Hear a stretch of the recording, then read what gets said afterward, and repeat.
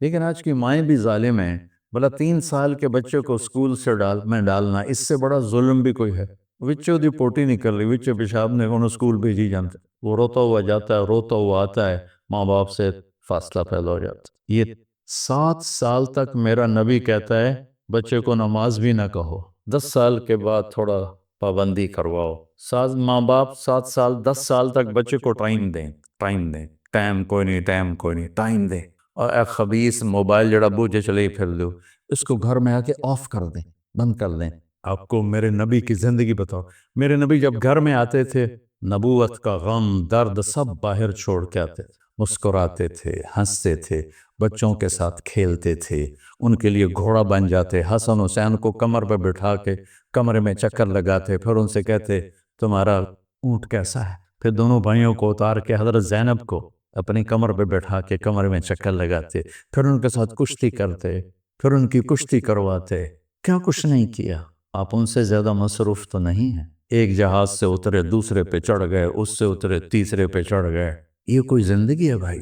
مختصر سے زندگی کے لیے اپنے آپ کو اتنا امبیلنس کر دینا کہ گاڑی کا بیلنس آؤٹ ہو تو فوراً ٹھیک کراتے ہو، اپنے بیلنس دا پتہ نہیں کتھوں دا کتھے آؤٹ ہو ہے پہ، اس کو بھی تو بیلنس کرو. بچے کو عزت دو، وہ آیت اس کے متوجہ ہو جاؤ. جی بیٹا. اور بچوں کو میرے نبی نے کہا اکرموا اولادکم، اپنی اولاد کو عزت دو. میرے نبی کو ملنے جب بیٹی فاطمہ آتی، مہینے بعد نہیں آتی تھیں، ہر دوسرے دن نال تا گھر ایسے، تو میرے نبی چیئر پر بیٹھے ہیں، زمین پر بیٹھے ہیں، چارپائی پر لیٹے ہیں، جو ہی فاطمہ پہ نظر پڑتی کھڑے ہو جاتے، کھڑے ہو جاتے، اور وہیں کھڑے نہیں ہوتے، تیزی سے آگے بڑھتے تھے، اور حضرت فاطمہ کو وہیں دروازے پر ہی ہاتھ پکڑ لیتے تھے، اور دیکھو یہاں بوسہ لیتے تھے، پھر ہاتھ پکڑے پکڑے لا کر پہلے بیٹی کو بٹھاتے تھے، پھر خود بیٹھتے تھے.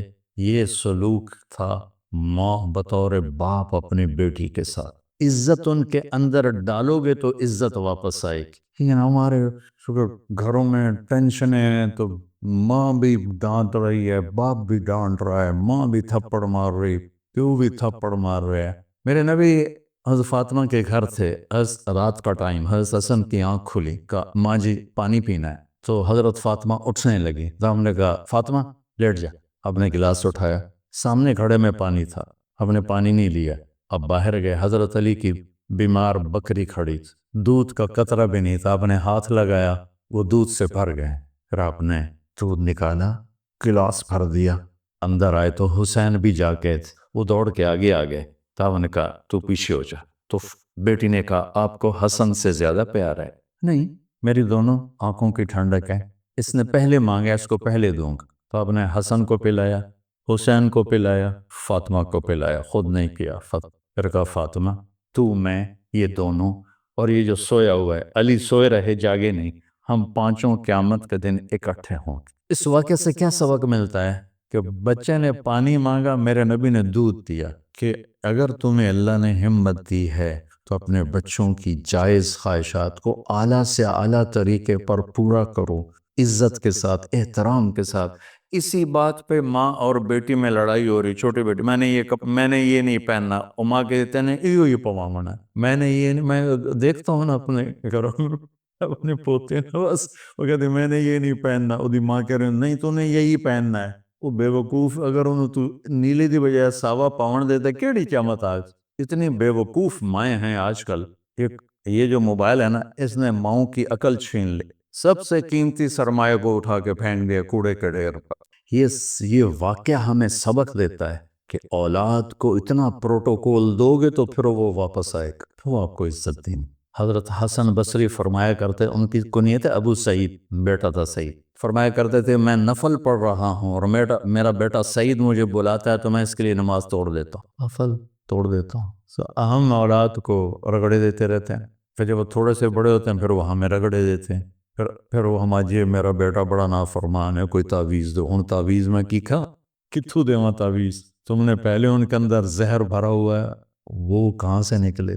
تو بھائی بہنوں، اسلام ایک زندگی ہے، بڑی خوبصورت زندگی، جس کا تھوڑا سا میں نے آپ کو ایک نقشہ پیش کیا ہے. تبلیغ اس کو سیکھنے کی محنت ہے. عبادات اور فرائض تو مختصر ہیں، 5 نمازوں کے بعد اور حج کے بعد دوسرے کا مطالبہ کوئی، زکوٰۃ دینے کے بعد دوبارہ مطالبہ کوئی نہیں. اور حج زکوٰۃ ہے بھی پیسے والے، 1 مہینے کا روزے کے بعد مطالبہ کوئی نہیں، لیکن زندگی کیسے گزارنی ہے اس کا 24 گھنٹے مطالبہ ہے۔